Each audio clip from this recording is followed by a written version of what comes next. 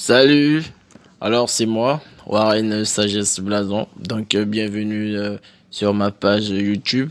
N'oubliez pas de vous abonner pour avoir plus de vidéos. Donc aujourd'hui, comme d'habitude, nous allons parler de philosophie, mais nous allons parler d'un thème spécial, donc le thème de la liberté. Donc je vous invite vraiment à suivre parce que ce serait très intéressant en fait. Hey, Mahatma Gandhi, you coming, please? I'm on my way. Warren Sages Blassen.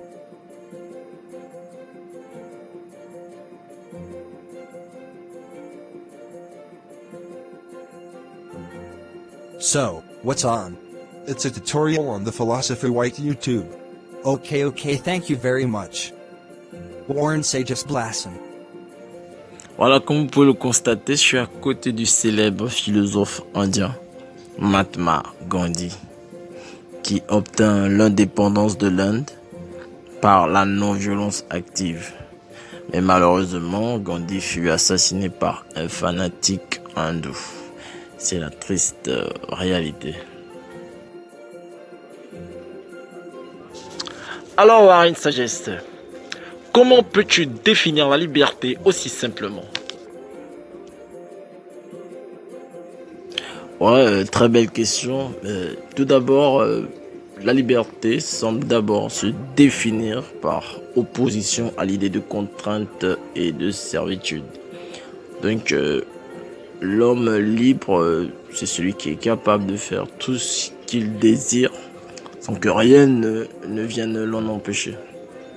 Mais la question qu'on se pose vraiment, c'est pour autant, une telle liberté est-elle réellement possible? Et s'agit-il à proprement parler de liberté? Voilà, donc c'est la question qui va nous amener à réfléchir, aller au long de cette longue réflexion. Donc Warren, la liberté serait le fait de me sentir libre dans ma peau et de faire ce qui me chante. C'est bien cela, non? Ouais. Dans un premier temps, on peut voir la liberté comme un accomplissement de tous nos désirs. L'opinion commune fait souvent de la liberté une absence totale de contraintes et la définit comme le pouvoir de faire tout ce que l'on désire. C'est en ce sens que serait libre tout homme ayant à la fois la possibilité et la capacité de réaliser ses moindres désirs sans compter d'obstacles. Même si certains aspects de l'existence deviennent alors des barrières à la liberté, comme le travail, la vie en société, la morale, qui imposerait à l'homme des contraintes ou des obligations. Oui. Voilà, d'ailleurs, Caïclès va faire du tyran le modèle de l'homme libre. Pour Caïclès, il est juste que les plus forts soumettent les plus faibles, puisque telle est la loi de la nature. Donc, certains hommes sont assez doués pour réaliser leurs désirs et d'autres naissent faibles et incapables de les réaliser. Donc, pour Caïclès, les lois sont des moyens artificiels et injustes, inventés par les hommes faibles pour empêcher les hommes forts de réaliser leurs désirs, donc d'être libres. Pour autant, Warren, une telle liberté fondée sur le désir ne peut-elle pas être remise en question quand même? Bah ouais, le sujet peut être réinterrogé. D'ailleurs, une réflexion sur la nature même du désir montre que celui-ci rend l'homme dépendant et esclave de lui-même au lieu de le rendre libre. Donc Socrate voit en la liberté fondée sur le désir de Caïclès semblable à un homme condamné à remplir des tonneaux percés sans jamais être satisfait. Donc pour Socrate, l'homme tempérant capable par sa raison de mesurer ses désirs et de les modérer, et serait même au contraire plus libre. Voilà, donc c'est en ce sens que la liberté se situerait plutôt dans la capacité de la raison. Voilà, donc c'est dans cette optique que Descartes nous parlera du libre arbitre. Pour lui, le degré supérieur de la liberté consiste à choisir de faire une chose en sachant pour quelle raison on décide de la faire. Tout simplement. Voilà. Ok Warren, mais pourtant, est-ce qu'il est possible de concevoir une liberté compatible avec la vie en société? Bon, pour Spinoza, l'obéissance n'est pas nécessairement contraire à la liberté. Le pire esclave est plutôt celui qui est soumis à ses désirs. Il est donc possible d'obéir en étant libre, à condition que notre obéissance vise notre propre bien et que ce bien soit conforme à la raison. Bon, donc ainsi, en obéissant à des lois qui visent notre propre intérêt, nous sommes véritablement libres. Car nous obéissons en fait à notre propre raison, qui s'exprime à travers les lois telles que sont les lois républicaines et démocratiques.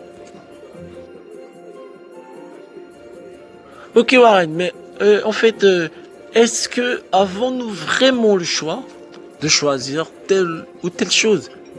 Est-ce que cette liberté n'était pas mise en question, ce libre arbitre? Excusez. Bon, pour Spinoza, nos actions sont toujours déterminées par des causes que nous ignorons, mais dont nous croyons être les auteurs volontaires. Les désirs qui animent notre corps influencent notre esprit sans que celui-ci le sache. Donc la seule manière d'être libre consiste alors à comprendre ce à quoi nous obéissons, pour mieux ainsi coïncider avec notre propre nature. De même, selon Freud, l'homme ne peut jamais être totalement libre, car l'inconscient détermine une partie de ses actions. Seule la psychanalyse permet une meilleure connaissance de l'inconscient et une plus grande maîtrise de ses actes. Alors, selon vous, y a-t-il un lien entre liberté et morale? Bien sûr, bien sûr. En effet, si nous ne sommes pas libres, il devient donc impossible de faire un choix moral et de choisir volontairement d'agir conformément au bien. Voilà, donc notre action bonne ne serait qu'une illusion, le produit d'un déterminisme nous échappant et n'aurait donc plus de valeur morale. Mais alors, donc bien que nous ne parvenons pas à prouver la liberté, mais nous pouvons néanmoins la supposer pour donner un sens aux valeurs et aux actions morales. Donc l'action faite par devoir d'Emmanuel Kant peut alors être considérée comme le modèle d'action libre. Action qui serait déterminée par notre seule volonté. En effet, en se déterminant à agir uniquement pour son devoir, par exemple en choisissant de ne pas mentir à quelqu'un, l'homme montre sa capacité à ne pas céder à ses désirs. Par exemple, le désir de mentir pour obtenir quelque chose. Donc pour Kant, c'est en agissant par devoir que l'on éprouve le plus de liberté, aussi paradoxal que cela puisse paraître. Voilà, on peut également affirmer la liberté humaine en posant que l'homme n'a pas de nature. qu'il ne se contente pas d'être ce qu'il est. Telle une chose. Il a en lui la possibilité de devenir ce qu'il veut être et de choisir sa manière d'être. Elle analyse de Sartre qui pose que l'homme est marqué par la transcendance, à savoir la capacité à choisir et à nier ce qu'il est. Voilà. Je vous remercie Warren, c'était vraiment très intéressant de discuter avec vous. Merci et à la prochaine j'espère. Non, merci à vous. C'était vraiment très agréable de pouvoir discuter avec vous. Alors, on va se dire à plus. Bien des choses à vous.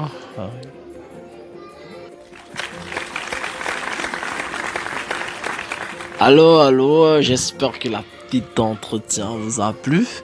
Donc, n'hésitez pas à vous abonner au maximum sur ma chaîne. Et à plus pour des nouvelles vidéos. Bye bye. Everybody. Bye bye. Portez-vous bien.